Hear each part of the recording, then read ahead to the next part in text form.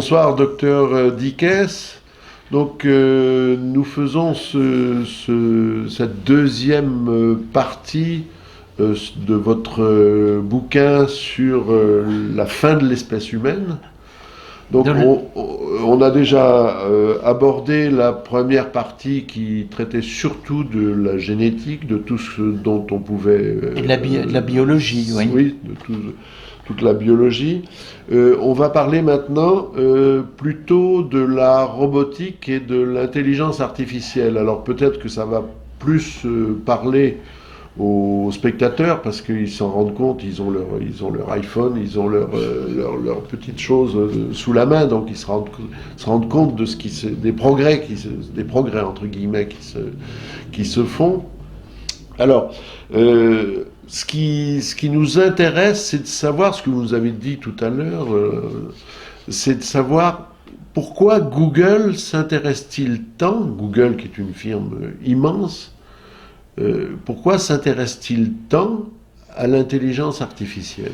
Oui, alors, la dernière fois, nous avons donc parlé de la vie synthétique, des mutants qui sont c'est la transformation des chaînes d'ADN, et c'est une partie dans laquelle Google a investi beaucoup, mais l'essentiel du financement du transhumanisme, notamment de la fameuse université Singularity University, c'est payé entre autres par Google, et il a investi énormément, nous l'avons évoqué, dans la robotique. Mais en réalité, ce qui les intéresse, c'est le cerveau humain. C'est ça, quand on est maître du cerveau humain, on est maître de l'homme. Et c'est ça qu'il faut réussir à faire. D'où Stephen Hawking, qui est le plus grand savant de notre époque.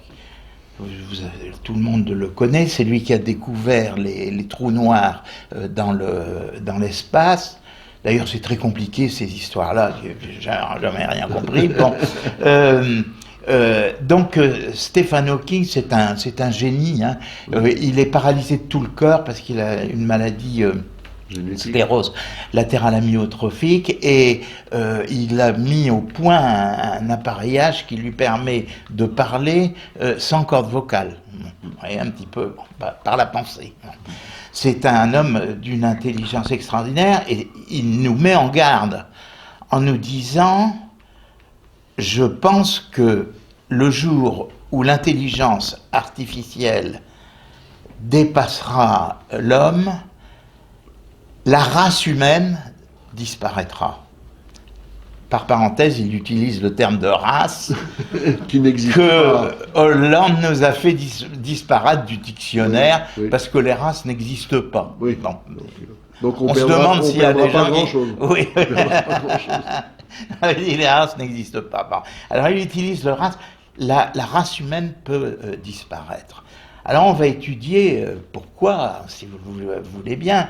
Il y a aussi là un certain nombre de pistes assez extraordinaires les unes les autres. Nous avions évoqué dans l'intelligence artificielle ces électrocardiogrammes qui étaient capables d'analyser. Voilà. Oui. Bon, mais la question, c'est que ces électrocardiogrammes, on pourrait très bien les mettre les greffer dans la tête des gens. Là, on va voir si c'est possible. Ben oui, parce que quand dans la tête d'un cardiologue, par exemple. Parce que Spielberg, quand il est allé chercher des trucages pour son film qui s'intitule le dernier, là, le monde des dinosaures, il est tombé sur des ingénieurs à Silicon Valley qui lui ont dit: on va greffer Google dans la tête des gens. Il a dit: non, mais ces gens-là, ils déménagent complètement. Et il faut savoir qu'on a fait des progrès dans la connaissance du cerveau qui sont fantastiques. Le cerveau, depuis un certain temps, grâce à l'imagerie médicale, le cerveau est connu et numérisé progressivement. On a découvert, on connaît les centres, et on en découvre tous les jours, les centres d'aptitude à la médecine, d'aptitude aux mathématiques, c'est pas la bosse des maths, mais pas loin, le sens de l'orientation dans l'espace, tout ça, on sait où c'est. Oui. Bien sûr, on a repéré l'endroit d'où viennent un certain nombre de maladies. Oui. On sait cela. Bon. Donc on a fait une cartographie du cerveau, une carte, en disant à tel endroit il y a ça, il y a tel endroit ça, et tous les jours on affine cette carte en disant ben là, on a, ça c'était connu déjà depuis 3 ans, le sens que l'homme a inné dans une croyance en Dieu. Dans une croyance en Dieu. Donc, un sens de la vie spirituelle. Oui. C'est inné chez nous, c'est comme ça. C'est dû à une partie de notre cerveau. C'est où? Ça se situe où? Ça se situe dans le lobe temporal. Bon. Et, bon, alors, ce qui s'est passé, ce qui se passe, c'est que on utilise maintenant cette connaissance du cerveau qui est donnée par l'imagerie médicale pour soigner un certain nombre de maladies. Oui, comme la croyance en Dieu, par exemple. Comme la croyance en Dieu, vous l'avez très bien dit. Quand j'ai sorti ça, j'ai encore tous les articles du quotidien du médecin qui parlent de ça. Effectivement, on est capable d'inactiver le sens de la croyance en Dieu. Bon. Et on en parlait à propos de l'immigration, de manière à lever les réticences qu'il y avait chez les hommes face à l'immigration. Vous voyez l'idée? Bon. En attendant, ça sert déjà largement pour soigner un certain... Alors, pour faire ça, c'est pas très compliqué, ça se fait par électromagnétisme. C'est simplement une bande comme ça, et pendant une demi-heure, il y a un travail qui est ciblé sur ce centre en électromagnétisme, des électrochocs électromagnétiques. C'est ça, mais c'est pas douloureux du tout. Hein, c'est pas, c'est tout à fait gentil, et c'est très utile pour soigner un certain nombre de maladies comme la dépression nerveuse, par exemple. Hein, revigorer les gens qui ont la maladie de Parkinson. Et ça va très loin parce que les troubles obsessionnels compulsifs, vous savez, celui qui ne peut pas s'empêcher de chercher ses clés dans sa poche, par exemple. Bon, ça s'appelle les TOC. Et même, ça va très loin parce qu'on l'utilise actuellement, vous voyez bien, pour les gens qui se plaignent d'un sentiment de tristesse. Ah, vous voyez? Ah oui, oui, donc on commence à toucher... Déjà avec ça, et c'est pas compliqué à faire. Oui. Mais il y a beaucoup mieux. Il se présente que à Marseille, on a réussi à faire des microprocesseurs qui sont 10 fois plus minces, épais qu'un cheveu. Vous voyez, un truc microscopique quasiment. Bon. Et ces microprocesseurs, on s'en sert pour soigner un certain nombre de maladies, comme la maladie de Parkinson, par exemple. On les insère. La maladie de Parkinson, c'est dû à une zone du cerveau qui fonctionne mal, qui a besoin d'être stimulée. Donc, en insérant un microprocesseur, qui lui-même est stimulé par un ordinateur, eh bien, on stimule le microprocesseur par l'extérieur, et par cela, mais les résultats sont sensationnels. Vous voyez, en l'occurrence, on a le cas d'une jeune fille, une jeune femme qui a une maladie précoce de Parkinson, complètement écroulée comme ça, et au moment où on stimule le truc, la voilà qui se relève et qui se remet à marcher normalement. C'est sensationnel. La maladie de Huntington, c'est les gens qui peuvent pas s'empêcher de bouger comme ça, c'est des mouvements involontaires, effroyables comme maladie, imaginez que vous soyez comme ça. Bon. Eh bien, on inactive dans le centre, c'est le contraire du Parkinson. Alors vous imaginez ce truc sanguinolent là pour aller mettre ça là, oh là là. Mais pas du tout. Ça se fait par les fosses nasales en faisant en passant une aiguille pas plus grosse qu'une aiguille d'infirmière ordinaire pour faire une sous-cutanée, et par l'imagerie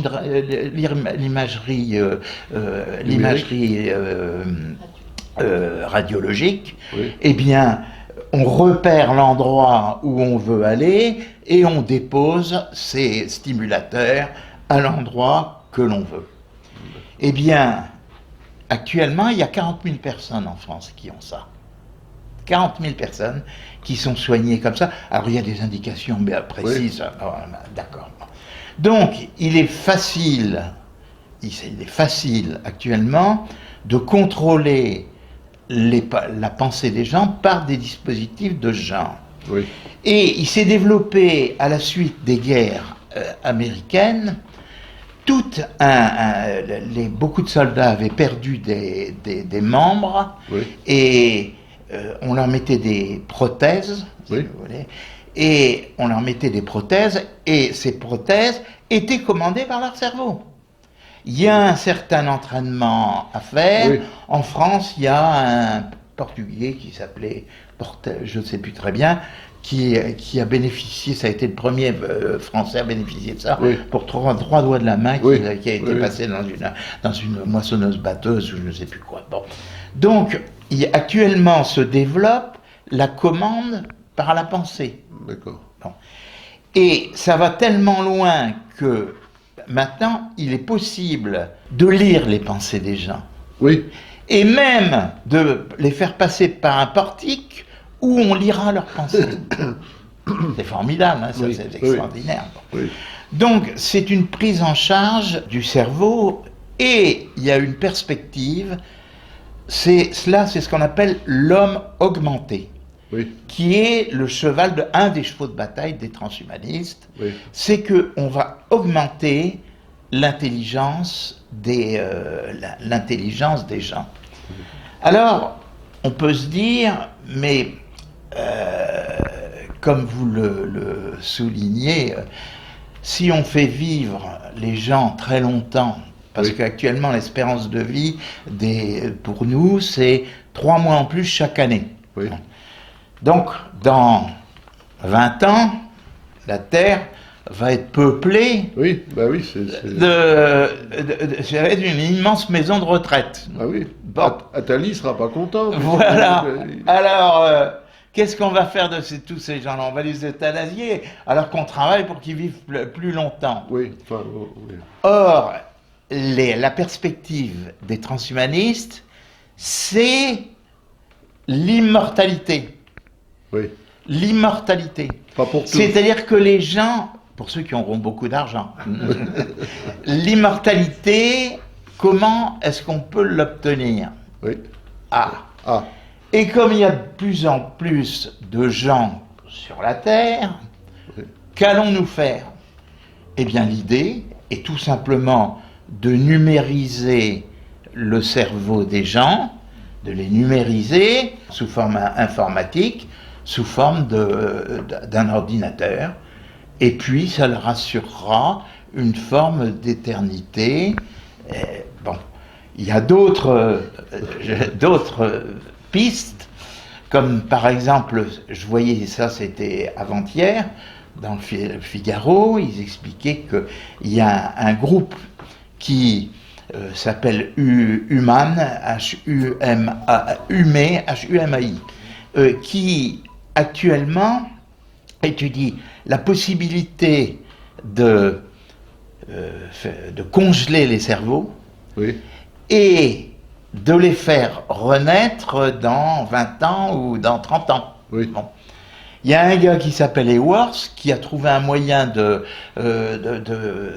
garder les cerveaux dans la cire, une espèce d'aggloméré plastifié, et il dit qu'il va se faire euthanasier. on va d'abord numériser complètement son cerveau ou garder son cerveau intégralement et il revivra dans 20 ans, dans 30 ans, dans 4 ans, dans 40 ans. Alors, il y a un côté un peu babacool dans toutes ces histoires-là. Il y a une partie d'entraînement, mais vous comprenez, l'immortalité, ça sert à quoi? Oui, c'est la question. Oui. Bon, si on va vous dire, mon cher, vous allez vivre quelques années de plus, bon, d'accord. Bon. Mais ça a des applications qui sont très simples. La secrétaire auquel on aura mis un petit ordinateur dans la tête et qui sera capable de parler 30 langues ou 40 langues, et puis l'autre qui n'aura pas le petit appareil greffé dans la tête et n'aura pas de travail. Donc, l'homme augmenté semble être la voie obligatoire vers laquelle on doit passer. Parce que nos soldats, maintenant, avec leurs jambes articulées, commencées par la pensée, ça a beaucoup d'avantages, parce qu'ils peuvent marcher... porter des charges... Il y a une dénommée Aimée Mullins, qui, paraît-il, fait partie du groupe des plus belles femmes au monde, des 30 femmes les plus belles au monde. Elle n'a pas de jambes, elle a les jambes qui sont des jambes articulées et qui sont commandées par la pensée. Alors le fin du fin aussi, c'est le cerveau artificiel. Il y a un dénommé Hartmann qui pense qu'on doit pouvoir synthétiser des cerveaux, c'est-à-dire faire un cerveau informatique gigantesque.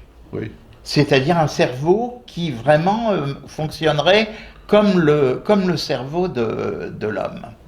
Alors ça, c'est une affaire qui est très très compliquée, qui ce projet inclut 22 pays de l'Union européenne. C'est à Genève. Ça s'appelle Human Brain Project, c'est un projet sur le cerveau humain. Il y en a un autre qui s'appelle Blue Brain. Et les Américains qui, pour une fois, se sont dit on est en retard, font Brain, B-R-A-N, c'est-à-dire cerveau tout simplement. Bon, voilà. Leur but, c'est de faire un cerveau informatisé. Vous voyez. Alors, maintenant, se pose une question, c'est de savoir ce qu'on va en faire. Imaginez que vous ayez là un cerveau informatisé. Comme on miniaturise les microprocesseurs, il va être grand comme ça, le cerveau miniaturisé. Bon. Alors qu'est-ce qu'on va en faire? C'est ça la difficulté. Quand on pense, le capitaine Crochet, il avait une prothèse qui était un crochet. D'accord. Bon. Maintenant, on a les mains articulées qui sont commandées par le cerveau. On est content. Bon. Mais, je veux dire, quand on veut améliorer, on continue d'améliorer. Donc, notre Human Brain Project aboutira à un cerveau normal dont on va développer les capacités. Et ça sera peut-être le futur maître du monde, parce qu'il sera devenu plus intelligent que tout le monde.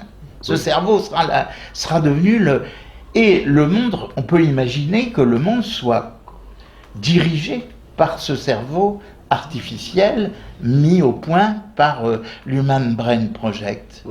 Alors actuellement, les savants qui sont impliqués dans ce projet sont en révolte parce qu'ils disent où est-ce que ça nous mène ce truc-là. Actuellement, ils sont très très réticents. Je veux dire que ce qui est présenté comme inévitable par les transhumanismes ne l'est certainement pas. Bon, même si Google a une puissance absolument colossale, elles ne le sont pas. Alors ça, c'est un problème réel qu'il faut suivre de très près parce que ça a des incidences sur tout l'avenir du monde à l'avenir. Parce que il y a eu des films de science-fiction là-dessus avec une super intelligence qui dirigeait tout le monde entier. Et c'est Matrix, par exemple. Pour prendre un exemple. Bon. Grâce au ciel, on aura maîtrisé la procréation. Avant ça, on aura maîtrisé la procréation. Donc on sera maître du nombre de d'humanoïde ou d'humain. Tout à fait, voilà. tout à fait. Je crois que- C'est pour ça que je parle de disparition de l'espèce humaine, parce que l'homme ne sera plus comme il est, ça sera devenu une autre espèce, ça sera devenu un Terminator, si vous voulez, un homme à moitié robot, ou à moitié robot et à moitié homme. Vous voyez, c'est un peu ça. Alors, conjointement, se développent aussi les recherches sur les cellules nerveuses, et il y a un Allemand de Francfort qui s'appelle Knoblicht qui a mis au point un petit cerveau humain avec des cellules souches. Il a fait un petit cerveau humain, on le retrouve. Bon. Il a encore besoin d'un peu de perfectionnement. Alors, quel va être le statut de ce cerveau? Est-ce que il faut le baptiser quand on le détruit? Est-ce qu'il faut est-ce qu'il a le droit de vote? On peut se poser des questions sur ce cerveau artificiel. À quoi cela va servir? Alors, dans un certain sens, on peut se réjouir que l'on fasse maintenant des neurones artificiels, des neurones, je veux dire, de la viande, hein, et pour l'implanter, par exemple, dans la maladie de Parkinson ou quelque chose comme ça. Mais ça mène où tout cela? Ça mène en réalité vers une modification profonde de l'espèce humaine, et on arrive, je parlais de Terminator, on arrive maintenant au monde des robots maintenant. Alors, le robot Pepper, qui est un robot qui a été mis au point par les Français, il s'appelle Poivre. Il a été vendu au Japon. Le premier jour, ils en ont vendu 3000. Alors, il y en a d'autres, il y a Nao, etc. Il y a toute une série de robots. Et ces robots sont de plus en plus sophistiqués. Alors, la question est de savoir si, là aussi, c'est comme notre cerveau qui est développé avec des neurones, quel statut, jusqu'où ira-t-on? Parce que le robot, potentiellement parlant, peut être plus intelligent que l'homme et plus fort que l'homme. Et plus travailleur surtout. Et plus travailleur, et en plus, il n'y a pas de sécurité sociale à payer pour lui, il n'y a pas de caisse de retraite à payer pour lui, il est infatigable, il peut travailler de jour et nuit, etc. Or, ce monde des robots va arriver rapidement. Ce qui va entraîner des bouleversements terribles sur le marché du travail. Alors maintenant, allez parler de ça aux politiques, ils pensent pour l'instant à leur réélection, et le monde des robots, il s'en fiche carrément. Mais c'est quelque chose qui va poser des problèmes graves, comme les canuts de Lyon, quand on a amené la machine à tisser, tous les gars qui tissaient à la main se sont retrouvés au chômage et ils se sont révoltés.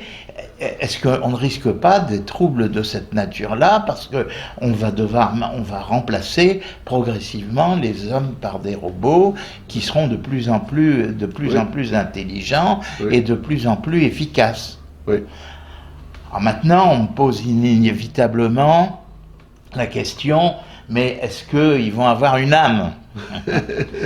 Alors, saint Thomas avait prévu parler d'une âme. C'est un principe d'animation, une âme végétale, une âme animale et une âme humaine. Voilà. Elles sont différentes de nature, mais il n'avait pas prévu des robots avec une âme. Bon. Ceci dit, un robot restera toujours un robot, c'est-à-dire qu'il sera ce que l'on en aura fait. Et il est évident que les hommes devront trouver des aménagements avec ces robots, des limites à ne pas dépasser et de ne pas faire comme dans Odyssée 2001, qui est un film qui a maintenant 20 ans ou 30 ans, et où Hal, le robot qui dirige l'ensemble de la navette spatiale et qui dérègle tout et qui tue les cosmonautes. Voilà. Donc c'est un avertissement qui est donné par ce film. Jusqu'où pourra-t-on aller dans ce domaine-là? Alors ce que prétendent les transhumanistes, c'est cela, c'est que l'homme atteindra l'immortalité quand on aura greffé, qu'on aura numérisé leur cerveau et qu'on l'aura mis dans un robot. À ce moment-là, il deviendra éternel. Voilà. Alors, la conclusion que je pourrais donner, c'est que moi je suis très sceptique. Je pense que, comme Nick Bostrom, c'est un Suédois qui est à la tête de la recherche de futérologie à l'université d'Oxford. Oui. Donc c'est une très grosse pointure, et il dit que l'homme a une chance sur 2 de disparaître parce qu'il aura créé une intelligence ou un microbe qui le détruira. Oui. Bon, il le pense, lui-même est transhumaniste, et il pense ça. Quand on voit ce qui se passe à Boston, où vous avez des étudiants qui manipulent l'ADN et qui font des microbes, etc., comme nous, on fait notre travail tous les jours, on peut s'inquiéter pour l'avenir, effectivement, de l'espèce humaine, et ce sont des perspectives qu'il va falloir encadrer, faute de quoi, effectivement, nous risquons la disparition de l'espèce humaine.